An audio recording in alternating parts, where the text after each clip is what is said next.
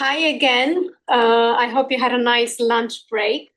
For those who don't know me, I'm Dr. Giulia Grillo. I work at LSE Ideas. I'm specialized in conflict analysis, peace and conflict studies. At Ideas, I do a lot of things, but in general, I work with Chris Alden, who will join us in a bit. He had to sit in a meeting.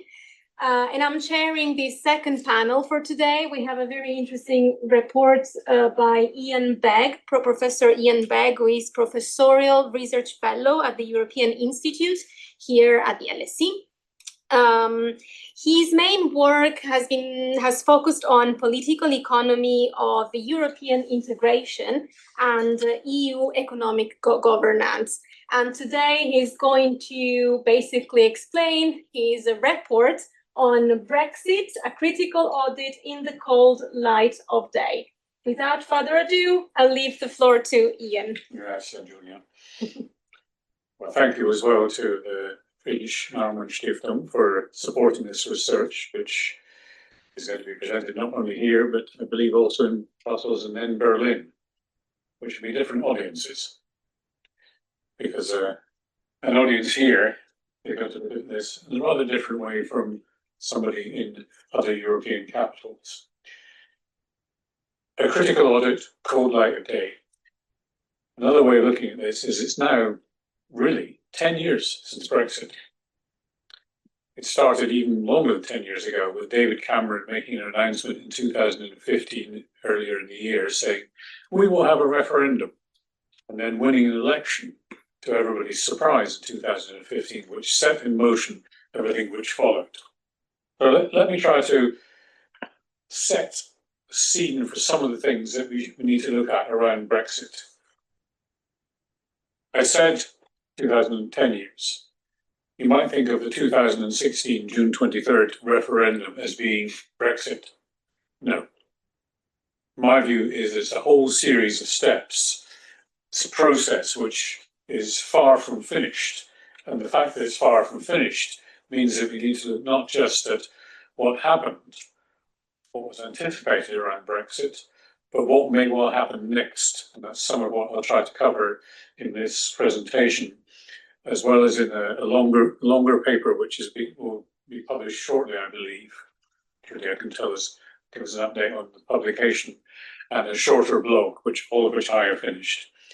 So it's a long way from being complete, and many of you will be aware that there have been various attempts over the last 2 or 3 years, especially, to organise a reset of relationships between the UK and the EU.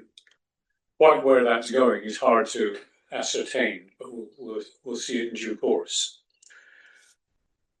As an economist, I'm bound to say this: a big part of the story is economic, because if you think about what's happened, it's essentially that both sides, EU side and the UK side, have lost from Brexit. Now that's an aggregate statement. When you have an aggregate statement, it's not the same as saying everybody has lost, because there are some winners in this process, and it's deeply contested. If you ask some of the more prominent economists who are pro-Brexit, they'll tell you it's been an unbridled success. If you ask some of the critics who said it was going to be a disaster, they say, well, maybe it hasn't quite been the disaster we thought, but it's certainly been bad. And hiding behind this are differences of perspective on methodology and, I have to say, ideology. Because there are ideologies which say Brexit is never going to work, we need to remain associated with the European Union, and there are other ideologies which say, why should Britain remain shackled to the not quite corpse, but the not very dynamic body of the European Union, which is no good for anybody. And that ideology interferes with the methodology of how you discuss these things. And you read some of the disputes in the literature about economics, and you see puzzling things that one group will say there's been no loss, another group will say the loss has been 9 to 10 percentage points of GDP over a 15-year span. Nobody can tell you what's right or what's wrong in this. They can only present the different findings. Then, because of the focus of the study commissioned by the Stiftung, I think it's important to try to understand that Brexit is not just economic. There's two other classes of effects, which I've labelled social. First one, that's not just about migrants, although a large part of the social story is migrants. And to give one flavour of the sorts of things that this includes is the fact that sometimes the migrants who are already on either side, particularly in the UK side, haven't really suffered terribly much from Brexit, but would-be new migrants are much more intensively affected because they find it difficult to surmount the difficulties.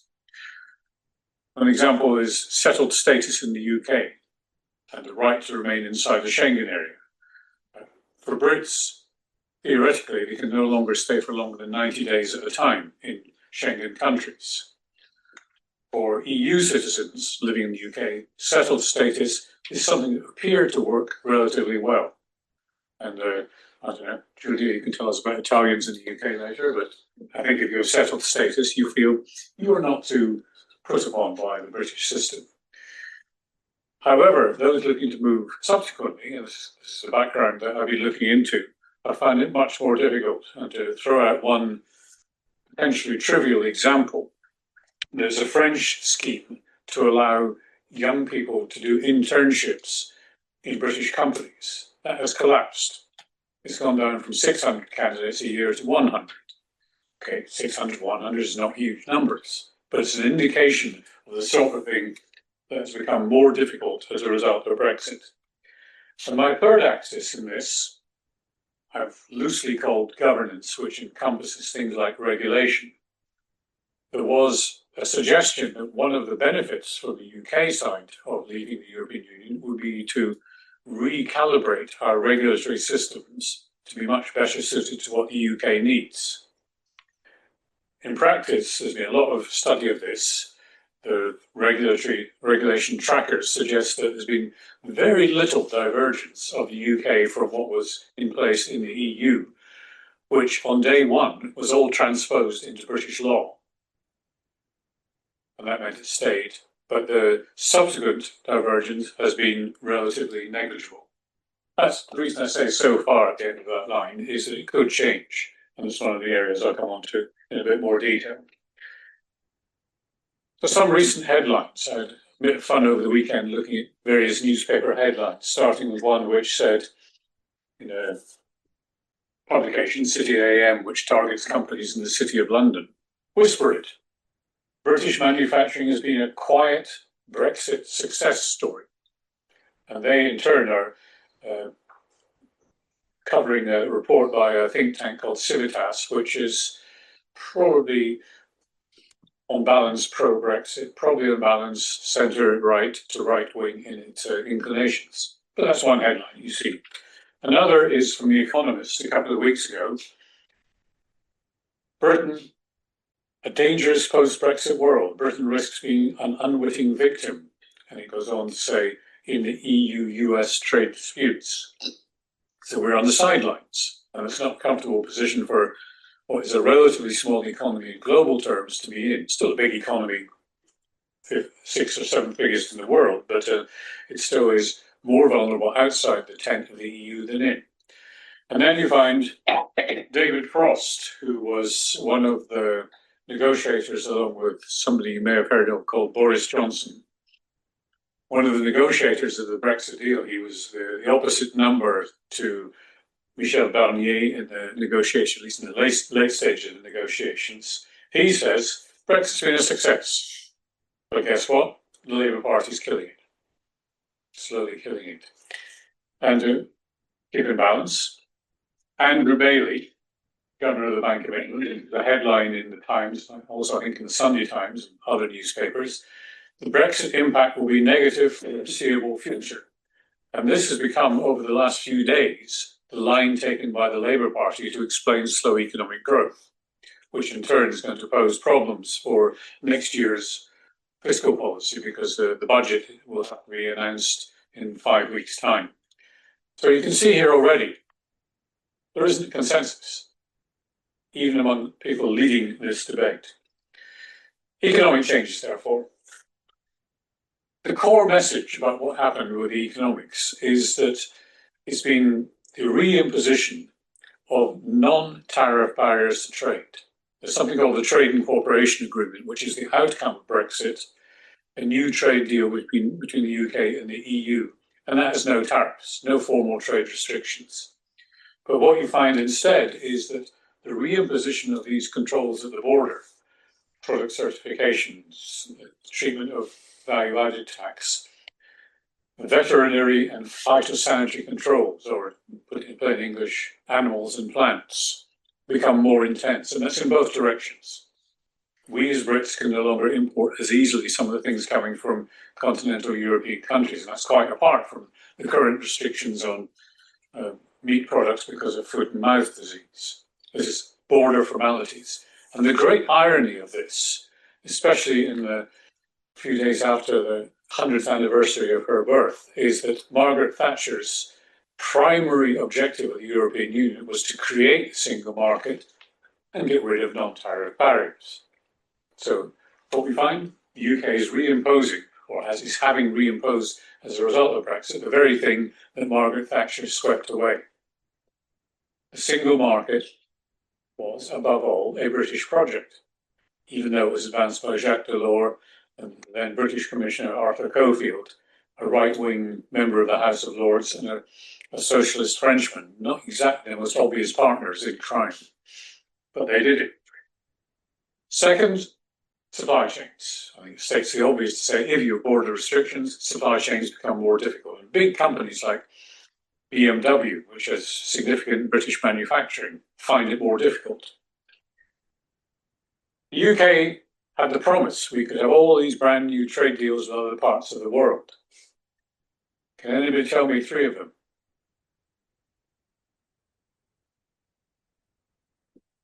Japan? Australia. Australia, yes. New Zealand and India recently. Australia, India, and New Zealand together account for around 2.5 percentage points of UK exports.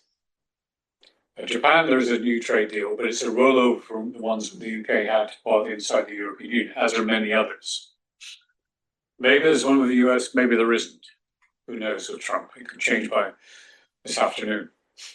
But it's a worse trade deal than the UK had with the US while part of the European Union, because tariffs have been imposed where they weren't there to the same degree. Now, who on the EU side has been adversely affected or positively affected? Well, it's very uneven. There's an economic observation which has no strong theoretical finding behind it, which is usually given the label gravity. You trade more intensively with people who are close to you, gravitational pull. And it's clear that countries like Ireland, the Netherlands, to some extent France, to some extent Belgium, have been more, projections at least, they've been more damaged by Brexit than faraway countries like Slovenia. Slovenia and a number of other countries of Central and Eastern Europe are much more pulled towards Germany. That's their primary market. And if they lose the UK, well, they don't care.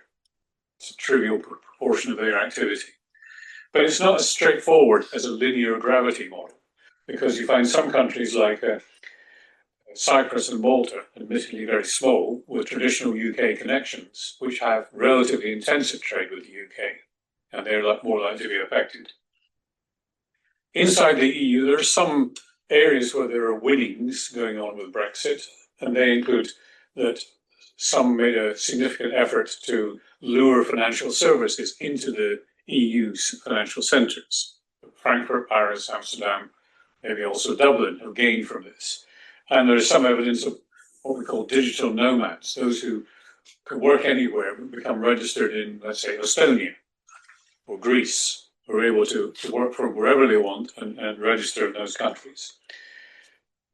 Public finances will tend to be adversely affected because there is lower growth as a result of Brexit, but there's also some new expenditure, even if it's only trivial things like building new frontier posts or substituting for previous EU policies, recreating them.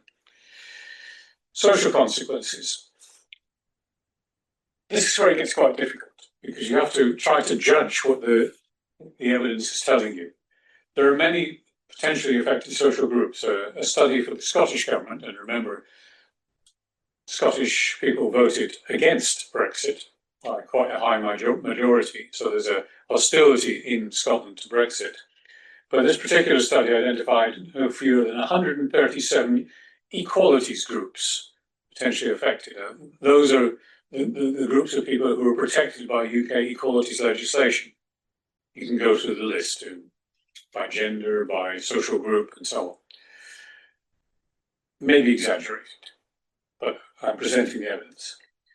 There are certainly higher food prices in the UK, both because the exchange rate went down a bit as a result of Brexit, but also because of the cost of transferring foodstuffs across borders. And that will tend to be worst for poorer households. Low-income workers. There are some studies which say low-income workers, particularly in the UK, are most affected by Brexit because they're under greater cost pressures. And there's one particular instance I found, which is in Northern Ireland. One study reported that there were a worsening of domestic violence against women and girls because of Brexit. And the explanation for this is that EU-funded information sharing and support was withdrawn, and the equivalent British support wasn't put in place in a way which would have helped to resolve this evident social problem. Now, again, is it exaggerated? I leave it to you to judge, but it's a phenomenon which I've identified. Spatial differences are not just Scotland and England, they're also within parts of all these countries. London voted against Brexit, but the East End of London voted for it. This is partly to do with the class separations among different parts of London and so on.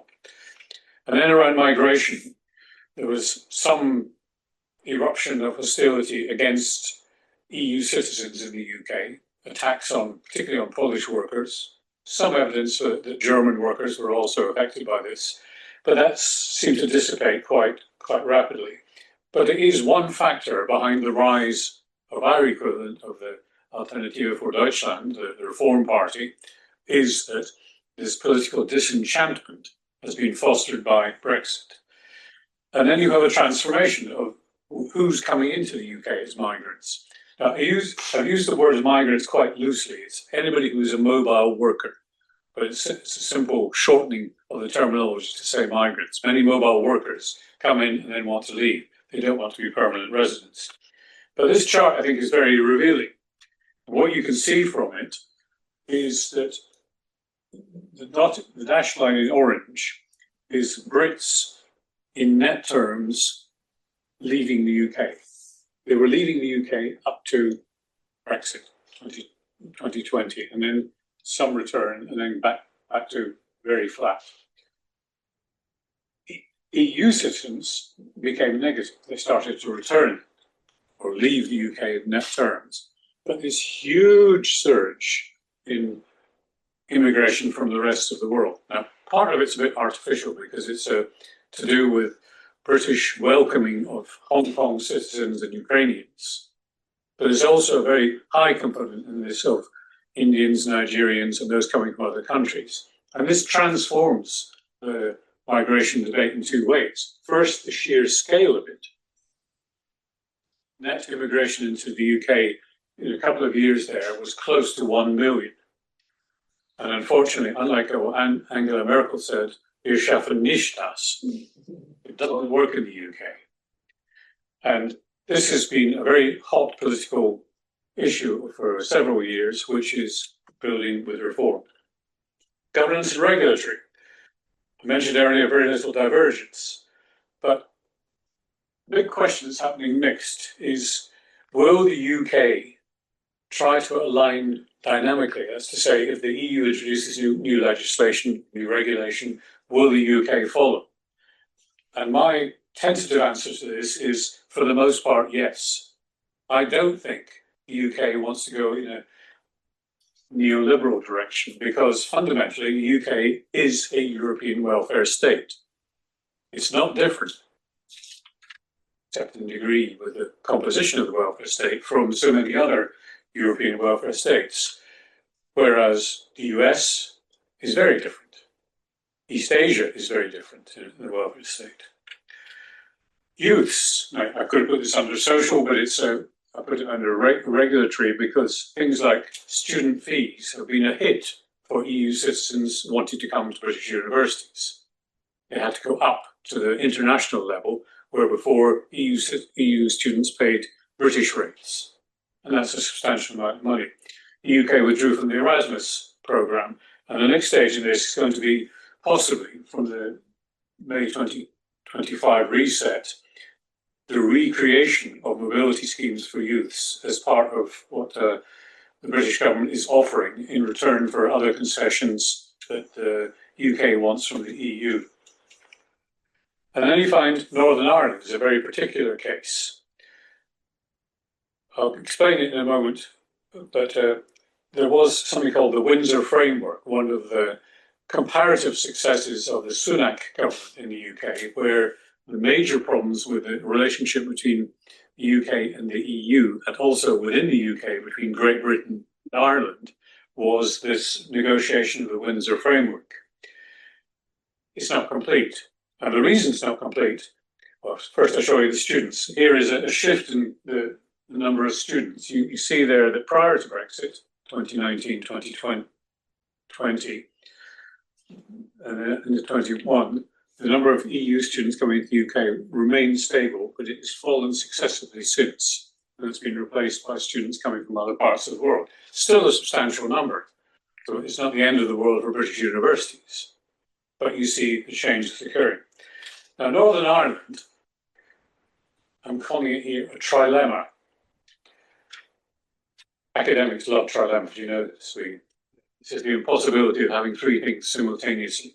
And the three things simultaneously in this case, an insistence as part of the Brexit negotiations that there could not be a border on the island of Ireland. This because of the previous history of Ireland and what's called the Belfast Treaty or the Good Friday Agreement. So that's one aspect of this. Second, Northern Ireland is an integral part of the United Kingdom. It's one of two islands, or two principal islands, Great Britain and Ireland, of which the UK is formed. My passport says Great Britain and Northern Ireland. That's the country. So if you don't know border there either, and the insistence of successive negotiators was the UK had to be outside the customs union, you simply cannot have all three. And the decision taken by the Johnson government, and David Foster mentioned earlier, was in practice to construct a border in the Irish Sea between Great Britain and Northern Ireland. But all of this gets worse because of the profound divisions in Northern Ireland between the different parties. The Unionists, there's a clue in the word, want to insist on union between Northern Ireland and Great Britain. The Nationalists want a single Ireland. There were stories about how sausages cannot be transmitted from Liverpool to Belfast because it would be a foodstuff and against the EU rules, because it could then slip into the rest of the EU through Ireland because there's no border in Northern Ireland. Anybody still following me? That's how dim it was. The worst of all possible worlds. A multilingual joke. Now, part of my remit in doing this study for the Stiftung was to think about the effects not just in macroeconomic terms, but in relation to households. So I tried to do it this way. The mainly economic, you have the top-down effects, GDP, trade. You have certain sectors. Obvious ones are fishing and farming, which were affected by Brexit in different ways. The fishing industry thought it would gain a bit, but it's been crumbling very hard since the reset because it feels that there were too many concessions to French, Dutch and Spanish fishing industries to obtain that reset. The farmers have changed their minds. They voted for Brexit. If they were asked today, they would vote for Remain. And then you have, among exporters, the big exporters probably not greatly affected, but small companies, medium-sized companies, in German terms, Mittelstand, they think they've lost from Brexit. And if that's small businesses, which are even one-person businesses or family businesses, that becomes a direct effect. And then you go back to the social ones. I already mentioned old versus future migrants. But there have been tensions inside families, which the paper tries to document and says that even within families, if your family consists of a spouse who is an EU citizen and a spouse who is a British citizen, they were facing tensions as a result of the Brexit vote because it wasn't clear whether they should try to move to one country or the other. And certain social groups affected by food costs also feed into this. And then you have the governance related. One example here is that there were asymmetric barriers. Performance artists from the UK, of which there are many, they're internationally successful, found it very difficult to get authority to work in Schengen countries. So they were blocked from touring in the way they might have been. But the other way around, it seemed to be the case that performance artists from EU countries found it relatively easier, even though there were some blockages. The nature of policy support, one of the things that Brexit does is to require the UK, and in some cases the EU or individual countries, to replace what used to be EU policies in certain areas.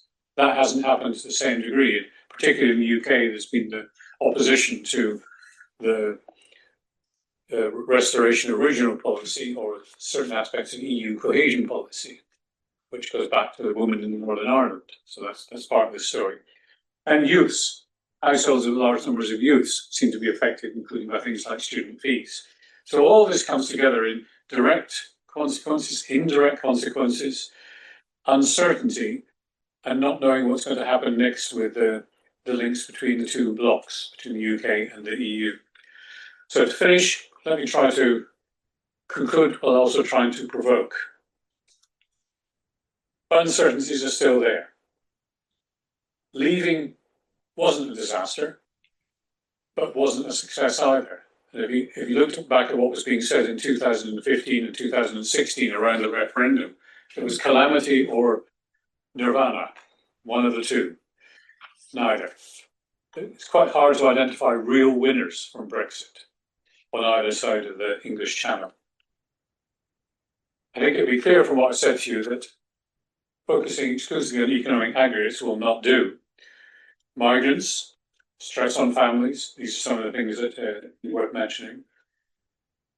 Various social groups in sometimes unpredictable ways have been affected.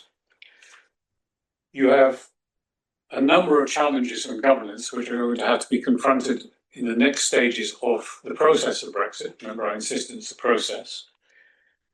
Although there's been a kind of rapprochement between the EU and the UK, maybe some evidence of what you might call buyer's remorse. If you look at opinion polls, they tell you that if a referendum were held tomorrow, the vote would be a clear one for Remain.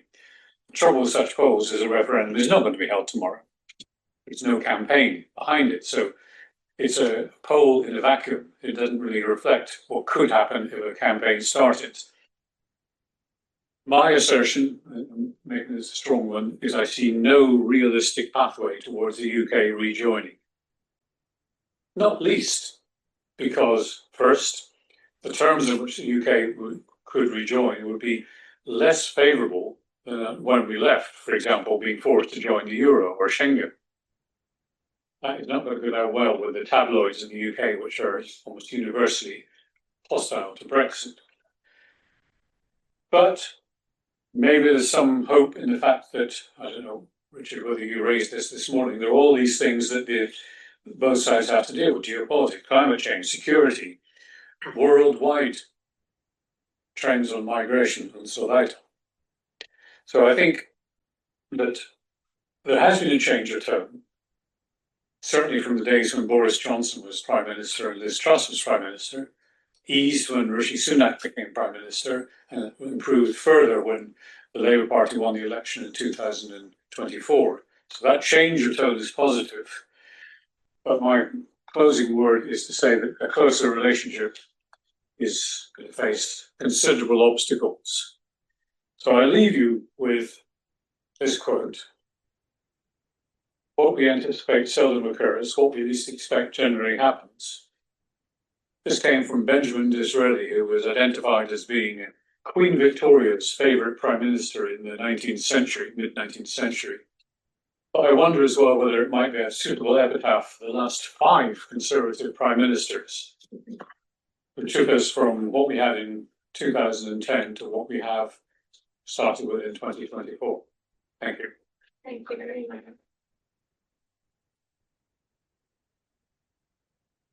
So thank you, Ian, for this very interesting. I took a lot of notes actually, and but I'll start. So I have quite a few questions, but I'll start with maybe let's say a simple one. Of course, one of the things you mentioned is that during the at the election, at the referendum, London and Scotland voted against. So they voted for remaining in the EU. So how the leaving process impacted, how did it impact the attitudes of London constituency and Scotland's constituencies? Well, I could add that Northern Ireland also narrowly voted Northern to Ireland, remain. yes, correct. But that was a composition composed of the Unionist side saying we want to leave, and the Nationalist or Catholic side saying we want to stay. Because I think the Catholic side saw it as a way to get a united Ireland. So that's already one element. Scottish independence was at least encouraged by the vote being one where in the Scottish referendum 2 years before the Brexit referendum, it was staying inside the United Kingdom was one way of retaining access to Europe. So Scottish politicians were able to exploit the fact that the UK, above all England, had taken Scotland out of the EU when it wanted to stay. That became at least an argument in Scotland for seeking independence, with the expectation that Scotland would very rapidly rejoin the European Union and achieve its goal that way. Now, I would have loved that as a Scot, because if you look at my passport, you see I've got my new passport dating from 2021. I've got 1 page left, because every time I go in and out of Schengen, I have to be stamped. So much so that I've taken to arguing with immigration officers. Can you put it right on the edge so I get more per page? And the only ones who are very difficult about this are the French. They say, no, a maximum of 4 per page. Whereas I even might have my formula for German-speaking border guards, where I say, bitte stempeln Sie meine Pässe, so wie ich Platz spare. And they do it. So that's one aside. In London, I don't think it's had that big of a political impact, because the City of London, which is a significant part of the London economy, not just financial services, but also many business services, reinvents itself. It's able to reinvent itself as a global financial centre, which it's always been, but in a different composition, that global financial centre. And in practice, the City of London has not really been negatively affected. It's not going to be affected yet by Brexit, because it's been able to exploit activities in other parts of the world. And the potential competitors in European financial centres are still in the second division. You don't see Frankfurt, Paris, or Amsterdam as being first division financial centres in global terms. Plus, the London economy has benefited from tourism being maintained, maybe slightly from a lower exchange rate. So London, I don't think there's much of a story to be told purely around Brexit. Scotland, yes, and Northern Ireland has been overtaken by the way in which the Windsor framework had to be renewed, or as a way of renewing the nature of the relationship. Okay, before asking other questions, I want to see if there's anyone in the among the audience who wants to ask any questions to Ian. Yes, please go ahead. Well, first of all, let me say I found it extremely interesting, but not surprising. As an economist, I would say more or less supports my prior expectations. The vision of a complete disaster was vastly exaggerated. On the other hand, the idea of Singapore on Thames was also exaggerated. So I'm not really surprised about the structure of the results. I was wondering whether there is a an effect, there could be an effect which is very hard to measure, a negative effect, which stems from the fact that Britain lost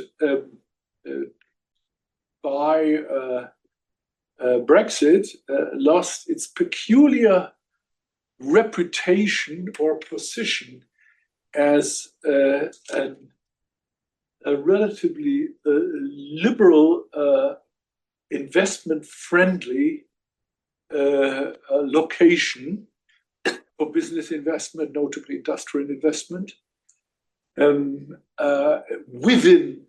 the EU, and did not really gain anything for that. I saw one picture in your paper, which is a quote by Haskell and Martin from 2023, where the UK has by far the worst investment performance in the compared to other European countries in the relevant time period.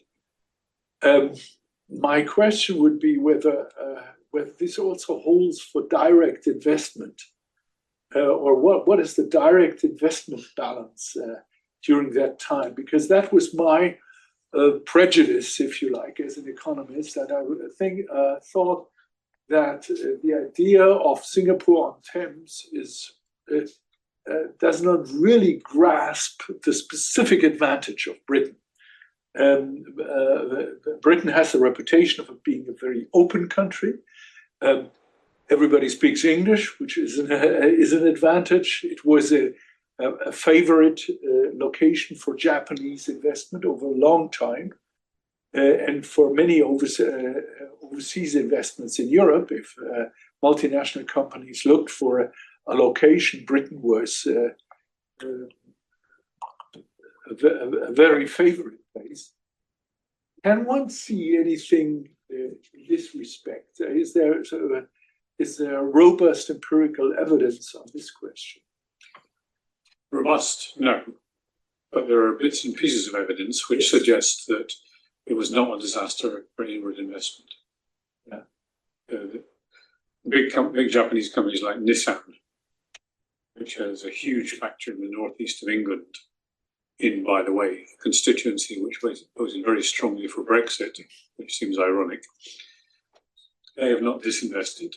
In fact, they've continued to invest.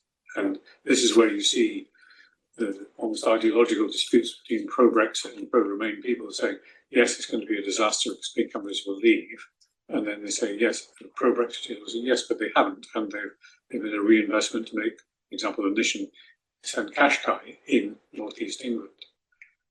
More, that's qualitative evidence. The evidence on inward investment projects, there's been a competition running for many years between France and the UK. France has claimed victory in recent years with a number of projects, inward investment projects, but Britain's retort is to say, yes, but our projects are bigger or better. Some of yours are renewal projects. So there's no compelling evidence that the inflow of inward direct investment has been much affected by Brexit. In both cases, you have to remember that both the UK and France have now relatively low manufacturing sectors. They're Yes. under 10% of GDP. And therefore, it's inward investment in other areas like financial and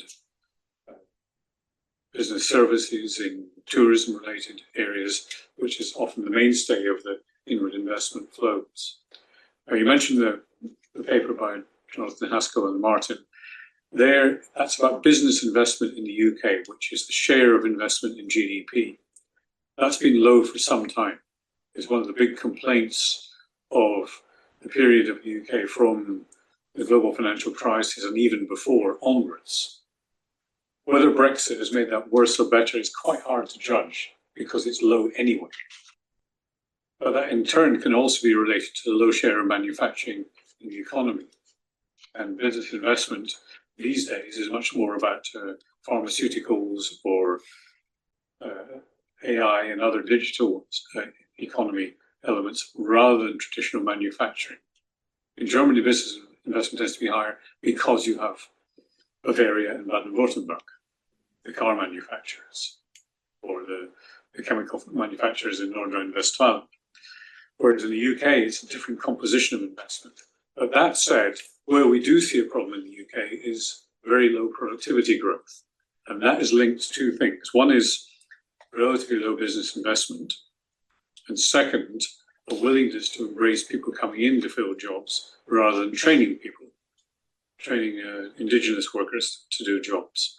And that's a debate which is going back and forward about whether the solution for the UK is to invest far more in domestic skills accumulation rather than allowing the import of the skills through migrants. So I think all these things come together in a rather complicated story about whether there's been a clear explanation for the absence of productivity growth, which is endemic across Europe, but worse than the UK. I'm not sure if I answer you fully, but I'm trying to. No, I think that's a plausible picture. I mean, disinvesting, I would not have expected much disinvestment because normally the fixed cost or the sunk cost of the investments are so high that you do not, Nissan or whatever company does not immediately leave Britain. It's more a shift of the long-term planning within a multinational firm, which may involve a restructuring of the location. There is some recent element in this which is disturbing, or particularly pharmaceutical companies being drawn away. But that's much more a Trump factor, and with an element of the Labour government's approach to business, which included increasing social charges on labour, employers' national insurance. That is seen by many companies as having been negative for investment. I don't think you can blame that on Brexit exclusively, except to the extent that Brexit has been a factor making the public finances worse and therefore requiring tax increases. Anyone else from the audience wants to ask? Yes, Chris. I just wanted to ask, one of the things, there was a big hoo-ha about the Commonwealth as an alternative amongst other alternatives that were out there. And that resonated in some of the Commonwealth countries, and I'm thinking about South Africa, which I know reasonably well. And in fact, I was actually working with Thabo Mbeki on a project that would be about taking South Africa's 6th largest trading partner, which was the UK, the sunk investment that's there, and turn that into an advantage in the mineral sector and build it, and all of this, and starting dialogues here and all that sort of stuff, which partly because South Africa couldn't solve its own problems, sunk it to the sand.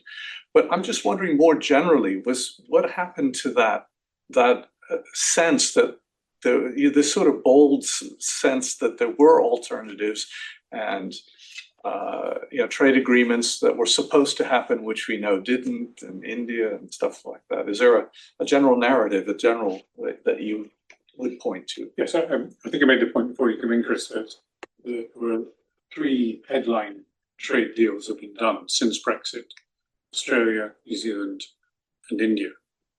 And the third one? And India, very recently. And the arithmetic point about these is crucial. Together, they amount to about 2.5% of British exports. So even if you doubled it, you get up to 5%, which more or less offsets Spain and Poland. So I'm a firm believer in looking at arithmetic. The EU still accounts for the best part of 50% of Britain's export markets. So to think that what you might think of as at least 2 of the most prosperous, or maybe not so much prosperous as dynamic Commonwealth countries, Australia and India, could substitute for the losses with the EU is just far-fetched. Yeah. South Africa, I don't know a number for South Africa, but it's way down the list of British export markets. Yes. I'm guessing about 0.3 of a percentage point of British exports, maybe 0.4. You may know better than me. South Africans have their own delusions in all of this too. So, yeah. And then if you look elsewhere, well, there was already an EU trade deal with Canada, which is a potentially bigger market. But that's it for the Commonwealth, really. Hasn't Britain joined the CPTPP? Yeah, the Pacific Trade Bloc. Yeah, yeah. Is that going to make much difference to them? You want me to give a one-word answer? No. So that whole China's mythology of global Britain. China's not in it. Yeah, that's right. That whole mythology of global Britain, there's no one big win out there that would make a difference for them. Well, the US might. Yeah, but If a different president were in charge of trade policy, yeah. Strictly speaking, he shouldn't be at all. It's Congress. The Congress competence. But it's hard to see a reorientation of trade for one of the reasons I explained, which is you trade most people close to you. And that doesn't go away because you've changed your trading parameters. It's still a very influential factor. It's not so much about transport costs per se, because the cost of transporting something from here to Australia may be a bit more than transporting from here to Greece, but not significantly. What is different is the interpersonal connections in business and the time zones. If you want to trade with a Greek, you can do it quickly, even with all the modern technologies of Zoom, etc. Except yesterday when AWS crashed on it. Things are more difficult with trading partners who are far away. It's one of these empirical findings that seems to have no basis in theory, as I mentioned earlier, but which seems to work.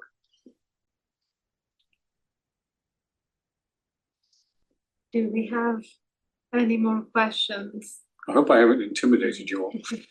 Of course, go ahead.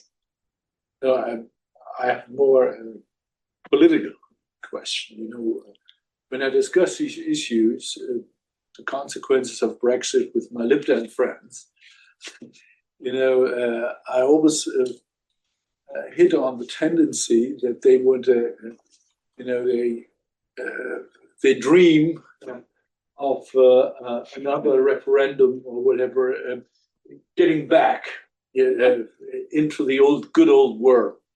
Now, I take your message, which conforms to my prejudices, that it's better to look into the future. That what do we do out of what do we make out of all that? You know, accept political reality as it is, and try to remove all remaining obstacles. Do the best to converge to a situation which is comes as close as possible to the world as it was before, without any re-entry or whatever, which is politically extremely costly and difficult. So I would love to hear your opinion on that. You know, I'm looking at other countries which have never been in the EU, Norway, Switzerland, and of course it's not a disaster for Switzerland. You know, they can live with the situation. Same for the Norwegians. So why bother, if you like? Reality is now such, and try to build on it. And then we come back to the geopolitical situation, which is becoming much more difficult, and there may be other forces bringing the UK and EU closer together. The geopolitical threats, which have much increased, the existence of an aggressive Russia and many other things. So, what's your take on that? Well, on the last of those, I think it's very obvious to everybody that what I put in the last full or a semi-bullet point there creates enormous. I've compressed a huge amount into 2 lines there of things that are going to be drivers of change. We know there's defence cooperation likely. Yeah. We also know that France is going to be awkward about defence contracts because they want French, as usual, French industry, and I don't know whether Rheinmetall would also be difficult about defence contracts and start lobbying Berlin to say no, no, keep the Brits at arm's length. Well, But there's plenty there, which is a justification for a closer cooperation. Institutionally, I cannot see the Norway model, which is the European Economic Area, being possible for the Brits, not in the short term, because it's neither EU membership, but it is a single market. And I think being a single market is something that Norwegians can possibly accept when they're just told, here is the new regulation. You have no say in it, or you accept it. The Brits are not going to accept that kind of absence of decision-making power. Yeah. So that's difficult. Switzerland has so many bilateral deals with the EU that the EU doesn't like it. And I think that there will be strong resistance in Brussels and elsewhere to a replication of the Swiss deal for the Swiss deals for the UK, because they don't want it. And it also goes back to one of the famous lines in the Brexit negotiations of Boris Johnson. He wanted to have his cake and eat it. It became known as the political philosophy of cakeism.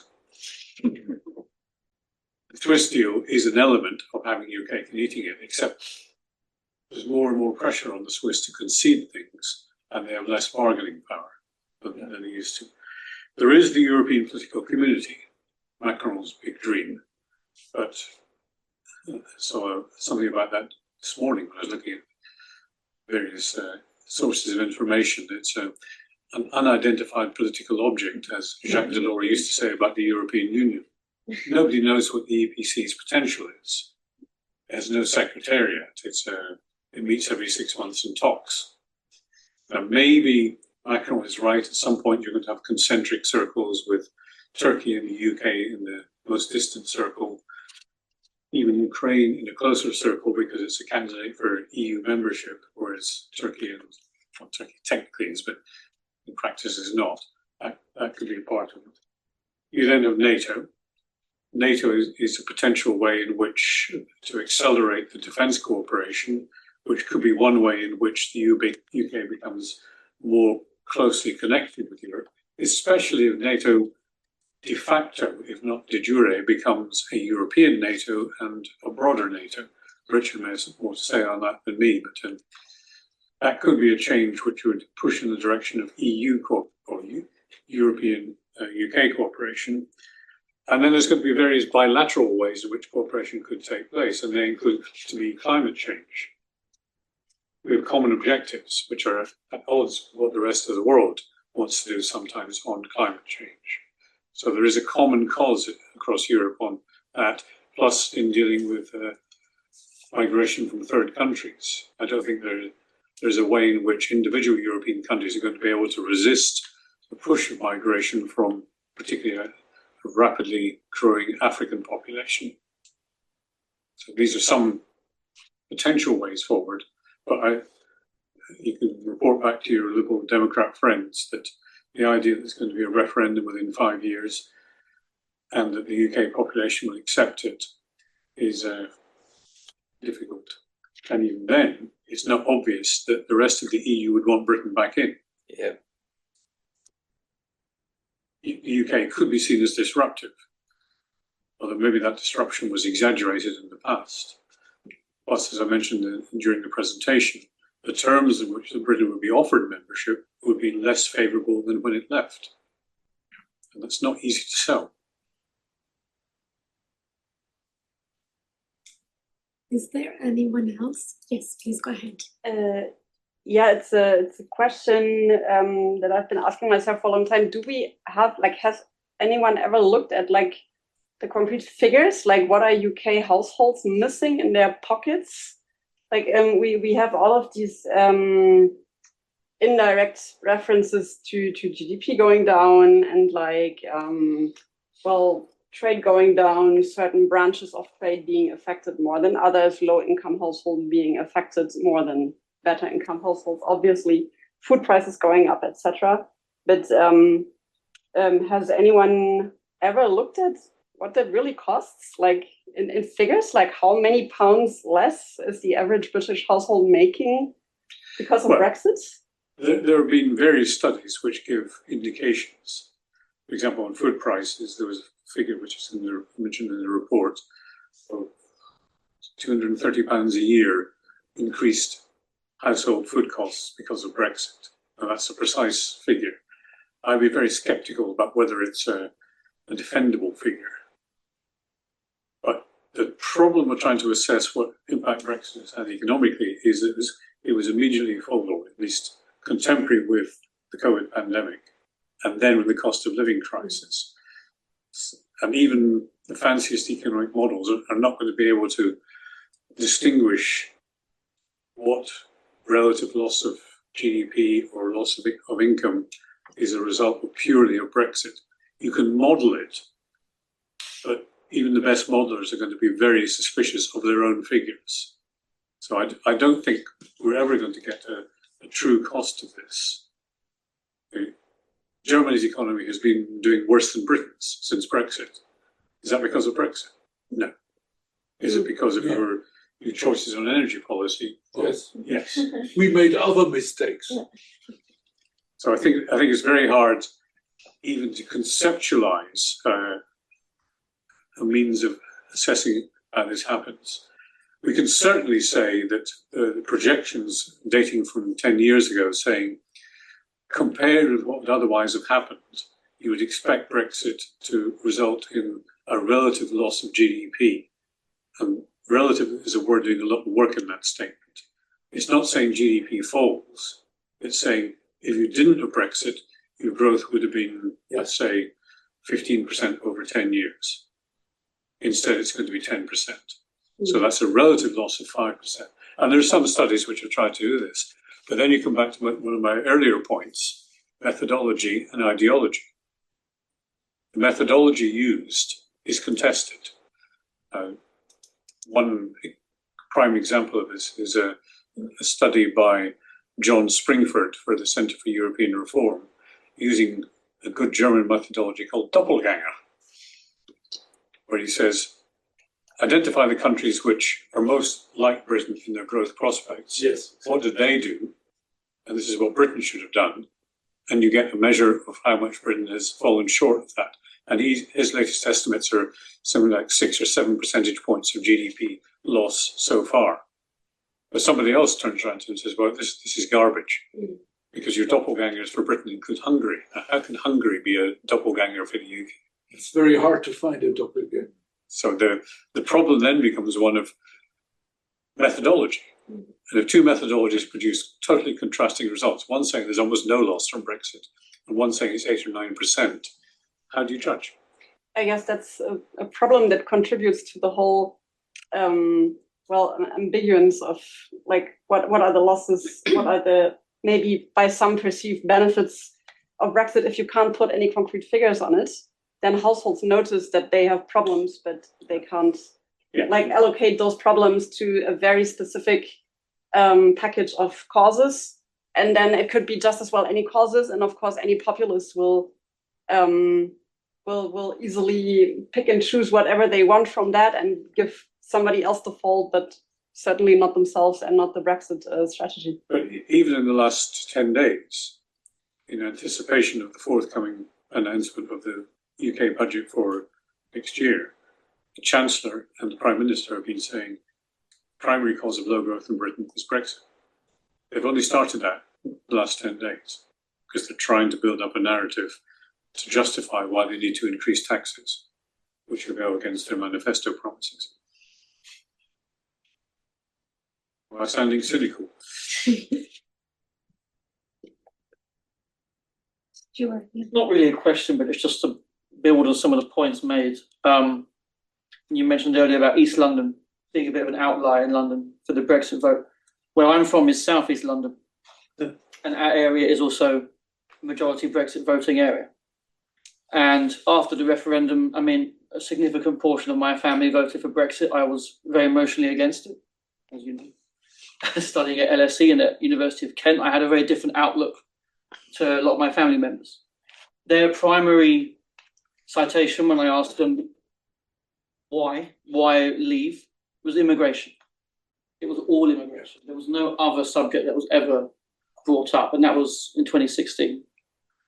And in 2024, I noticed that after 20 years of a Tory MP, which is strange because my constituency is lower middle and working white working class and white lower middle class. The constituency went to Labour, but only by a few thousand votes above Reform. So I'm certain in the next election, my constituency, a part of South East London, will go to Reform, and I'm sure that many others will make the jump because the Tories have collapsed in those areas. But my town right now is covered in England flags. It's there, you know, everywhere you go, you have St. George's crosses flapping in your face and a few Union Jacks, but many England flags. On the other hand, I've noticed that my town is increasingly South Asian. And what I mean is the colour palette of human beings where I live is changed in the last perhaps 2 years. Not 2016, not 2018, when all these discussions were last being very intense, but I've noticed that there are like halal markets put up and there's a new mosque. And I'm not making a point whether that's a good or bad thing, but my point is that my area's makeup is changing now. I mean, we had the riots only last year, and I think there'll be increasing tensions about these issues in the UK the next few years. But it's difficult for me to correlate the economic with the social, because in a sense, my area, I don't see it as economically declining. It's changing in a way in which maybe some people feel they are not benefiting. I don't know. But it's, you know, I think I used to think that Brexit was a primarily English identity crisis issue more than anything, in the sense that many of the voters in Wales were English, people who retired and voted in Wales for Brexit, for example, and more than Scotland, more than Northern Ireland. So, yeah, my concern is, as you were saying, there's not the right narrative. You know, with the tax pledges and the manifesto and the rolling back, we don't know whether Brexit, but like we said, it mingled with the pandemic and it mingled with inflation was all over the world, but we still, you know, are not sure just how much Brexit is the sole cause of, I guess, the hurt. But I find it hard to understand talking to people what it is they're feeling the hurt about, despite being still very vocal. We don't talk about Brexit anymore, but we still talk a lot about immigration. It sounds to me like you're from the posh bit of South East London, Eltham or Bromley. No, from Crayford, Oh, wow. which is right next to Kent Dartford. But Well, that's the very posh bit. But a lot of South East London, for those of you not familiar with it, was very much black immigration from the West Indies and latterly from Nigeria. So there are segments of population. I think there's one generic answer, which is that it's those who don't see benefit from globalisation. And to the extent that the European Union was one orientation of globalisation, saying free trade is the thing that benefits everybody, parts of East London, South East London, northeast of England, smaller towns in Middle England, they are all view themselves as losers from globalisation, whereas the City of London quintessentially is the big winner from globalisation. And you see this in every country. Yeah. We were talking earlier about the success of the Rassemblement National in France, which is in areas like Lorraine, the north, the Hauts-de-France, the Lille and Valenciennes area. These are all old industrial areas which have lost out and have gone to Marine Le Pen's party, not communists who they used to vote for, not the socialists who used to have their bedrock there. So I think it's the same phenomenon in many countries, which is giving rise to this discontent with globalization. I elliptically quote Joe Stiglitz. It'd be interesting to know what the verdict would be in Catford or Lewisham, which are the more black areas of South East London. yeah, but it's interesting to me because I don't feel like my hometown has lost out economically any more than other parts of the UK, for example. When you watch has it gained? Well, it has a gain for certain people, certain income brackets. I have no idea. But everyone in the UK seems to feel like that their area's got worse. Or I mean that the country has got worse. But when asked about their particular area, they go, oh, maybe my area is building up. You know, there are more shops on the high street than there were 5 years ago, for example, where there were a lot of closures. My claim to fame is I'm a Scot. I live in Cambridge and I work in central London. We all voted for Remain.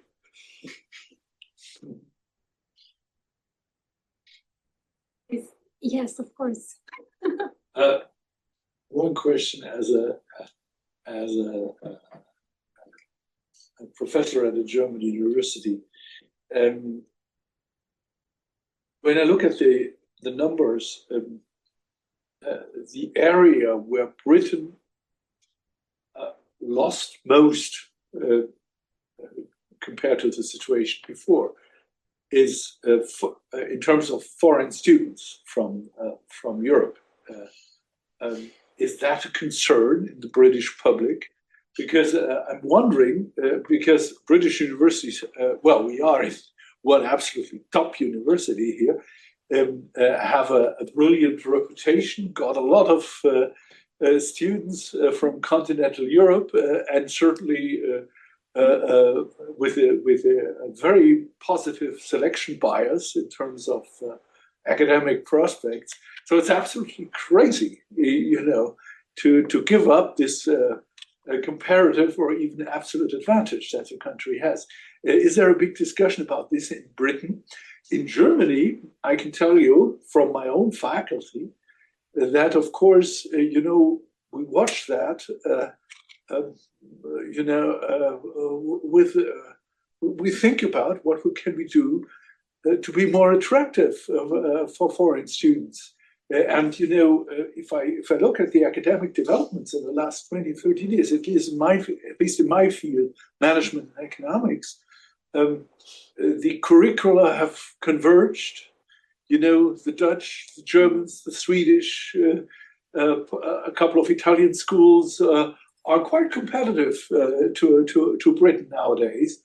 So isn't Britain here really playing with and maybe losing a comparative advantage, which has just only a positive side, you know, for the economy? But the numbers don't support you yet. This chart is somewhat misleading because it's yes, I saw this. It's 100%. I see. If you look at the numbers in it, you see that although the number of EU nationals coming to the students has gone down by to nearly half, It's half. the number of non-EU students has gone up by more between 2021 and 23-24. That's gone up from 447 to 656, a bit higher in 2002-03. So the absolute number of foreign students coming in has gone up. Where there is a different debate in the UK is whether these students are real.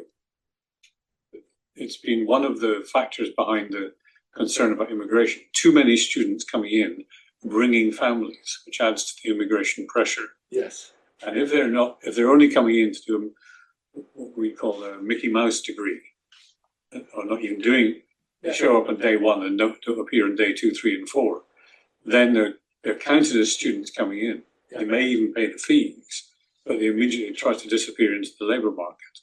So that's where the debate has been about students coming in, whether we're counting real students as opposed to students just trying to circumvent the immigration restrictions. But certainly at LSE, there's no evidence yet that foreign students have dissipated. The big increases have been from countries like Nigeria and China, and India, I think. Chris, do you have any knowledge on this? I think there's been pressure on the Chinese students. The complex is a little bit less. That's dropped numerically, but not to the extent that we never relied so exclusively on China. So. I'm really speaking about the type of students as well. You know, I can only say this is in Germany, at least, my field, it's an absolute positive selection bias of those people who go to Britain or to America. You know, these are really good students. So I would expect a structural difference between the two groups, but that's just speculation. Well, you can see the blue bars there are a clear decline in the number of it's a sharp decline. It's PhD students, I guess, and they're really the good ones. Well, I don't know from these aggregate statistics. This Yeah. is just the higher education. No, it statistic. would be interesting to see if there is in the disaggregation there you could see structural differences. That's We probably expect more Americans to come in because of disenchantment with the current occupancy of Pennsylvania Avenue. We can do one question from the front. I had like a similar question because one of the professors, we were looking at students and that's what Sorry, yes, sorry. at professors. Like, did you notice that, like, I mean, you were from Italy, for instance, but I don't know if you came before Brexit, but did you notice that this is changing? And also, is there any changing in the rankings of the UK universities? Because as you said, there was always like such a big I myself studied in the UK because the universities I heard. So The trouble with these rankings is there's so many different ones which tell you different stories. You know, just a second, maybe we could Yeah, try because you 200. think. Let me add something else into the mix. One of the clear declines where Britain, I remember when I was at Warwick, where Britain was a major beneficiary, was in collaborative research projects through European research funding. I've been privy to a couple of conversations. I sit in 2 European universities at the moment. I've been privy to a couple of conversations where there's a quite clear view from European academics that Britain had done so well with higher research funding that they're actually not missed now because they were always expensive. They were taking a large amount of, they got more out of Horizon than any other country at the time. And there's a kind of a diffidence that comes into conversations about, well, we've got to have a European partner. Now that Britain is back in Horizon, we've got to have it. And I've heard people say, well, why do we need so we're going to have a British partner. Why do we need a British partner? We're doing all right without them. That kind of, this is anecdotal, this is a political scientist as opposed to an economist. But that kind of thinking, I think, is significant in the higher education sector at the moment. Hopefully it'll reverse. But if you looked at the success of Brits in Horizon funding, it was always very positive. And now 3 or 4 years of not having them in it has made it. And a classic example of something you said, Ian, the Brits wanted to get, I live in Florence at the moment, the Brits wanted to get back into the European University Institute. The European University Institute would have had them back, but they wouldn't have had any voting rights on the council. So they said, no, we won't rejoin. So, I mean, they're major losses for Britain from leaving the European Union. I wonder. Oh, interesting. I'm just thinking in my relatively small department, the European Institute You're a European institute. Yes, I know. You're not scientists or. But I was just thinking of our last 5 appointments. 1 German, 1 Italian, 1 Portuguese, and a French woman. Not a single Brit. Oh, and a Finnish woman. That's the last 5 appointments over a couple of years. So maybe 3 years now. Erasmus was another channel which I very briefly mentioned. The Brits' view in Erasmus was that we paid into it. Very few British students wanted to go to other European countries, compared with the number of European students who wanted to come to the UK. So Britain was a net loser from it. That's why there's still no great enthusiasm for rejoining Erasmus. Horizon, the terms in which Britain has rejoined Horizon is we have to pay That's right. a proportional share of it rather than winning, which is less attractive to the Treasury in this country because it says, well, we can just fund our own research. And sometimes the Treasury view has been that the benefits of pan-European collaborative research have been, shall we say, not always that easy to demonstrate. Certainly graphene, the one that the European Commission quotes most often, Nobel Prize winning creation of this super material, graphene, done at the University of Manchester with the European Collaborative Project, has been successful. But then you're struggling to think of other things that compete with Silicon Valley or Stanford Berkeley nexus, or even what Chinese universities are achieving now. So it's not obvious that Horizon is state of the art. It does good research, yes, and can be improved. But is it brilliant? And Britain was a net beneficiary when under the old system. Yes, in fact, Northwest Europe in general was, to the extent that I remember one Greek commissioner for science and technology saying, yes, it's structural funds for the rich. It's very striking if you look at the data on this. I happen to know it. That Central and Eastern Europe, tiny proportions of the Horizon budget. The big sums go to Sweden, to the Netherlands, Germany, probably not quite in proportion to its size. France also not quite in proportion to its size. Belgium artificially high because many consortia are based in Belgium. But small amounts to Poland, to Romania, Hungary, and so on. So it's an odd instrument when you want to see who's winning and losing from it. I was just going to say, there's another trend that isn't captured by this, or certainly isn't disaggregated from these broad figures, but we see it, which is the American academic community. Some portion of them, a large portion, if it's measured by job applicants and the like, looking to find a landing spot here and reposition themselves here. And equally, professionals who are mid-career coming to take up positions or join programs. We have extraordinarily big applicant pools for posts that used to garner quite small, relatively small numbers, steady but small, but we're 6 times what we used to get. So that trend is, I don't know, that's a fun trend, let's say, with the assault on universities and all that. I was going to coin a phrase for this. It's not to do with Brexit, it's to do with neo-McCarthyism. Yeah. So in terms of the take-up, though, for university, that's going to have another, another effect, and may make more buoyant our position here. Yeah, I agree.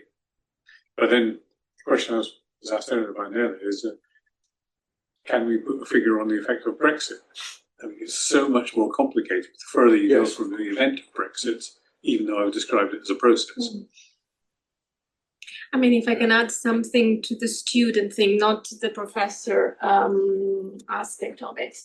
But I think the student issue has a broader problem with the higher education system in the UK because it's all tuition based. So then we open up at least what happened at UCL where I taught and at Kent, in order to try to try to fix the budgetary issues that the universities had. They opened up to Asian students or Southeast Asian students, trying to get more from there rather than Europeans because, of course, of the tuition fees. So maybe exactly there is a broader probably aspect there. We have a few more minutes, like 7 minutes. Just throw in one last thing on. Yeah. On you mentioned German universities now trying to think of ways to overcome the resistance in the past. One obviously is language. You do find even Sciences Po in France is now teaching more in English than in French. Yes. In a number of areas. University of Maastricht in the Netherlands, predominantly in English. I don't know if that's ever going to be acceptable in Deutschland. Well, you mean English classes. English classes? We have my faculty in Magdeburg was a pioneer in this respect in the 1990s already. But today, English-speaking classes are standard in many places. So I think this is a development which, as a professor of economics, and a dean, I was dean of my faculty for 8 years. I observed this trend for a long time, that we have adjusted our whole structure of the undergraduate and graduate studies to the Anglo-American model, very broadly speaking.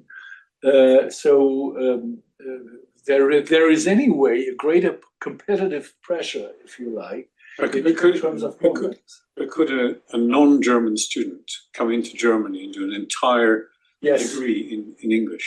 yes, Yeah. yes, and not only. It depends, but yeah. Well, in economics and management, it's quite common.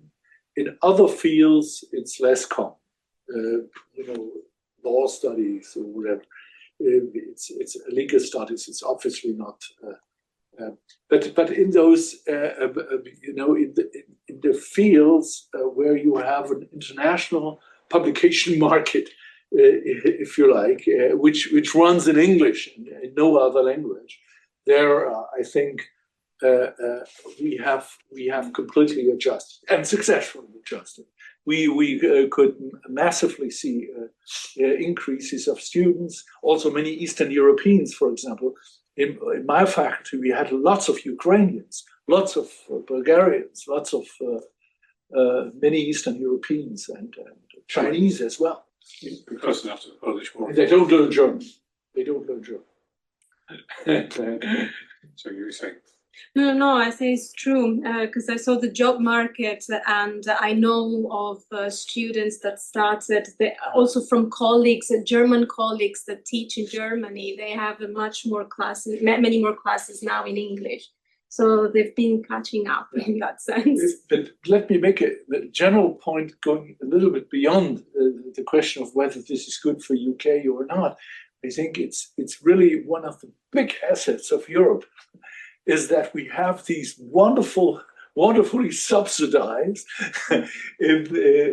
educational system which is extremely attractive for talented young people all over the world who don't have the means at home and can nevertheless enter the system and go for an academic career.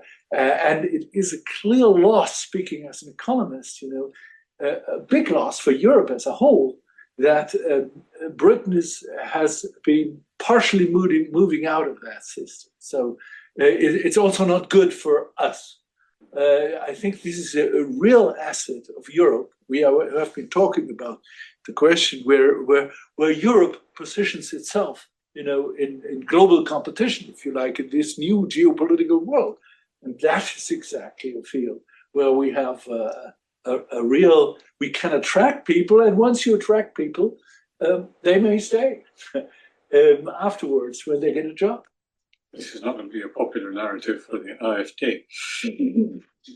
Well, the AfD has a completely different worldview. They don't want to have growth. They want to have a closed shop. Time for Deutschland. You were saying 7 minutes, but it's now 4 minutes. Now it's 4 minutes, exactly. So if there's any urgent question or point to make, if not, then thank you very much, Ian. This was really, really interesting, and also the conversation very interesting. So thank you again.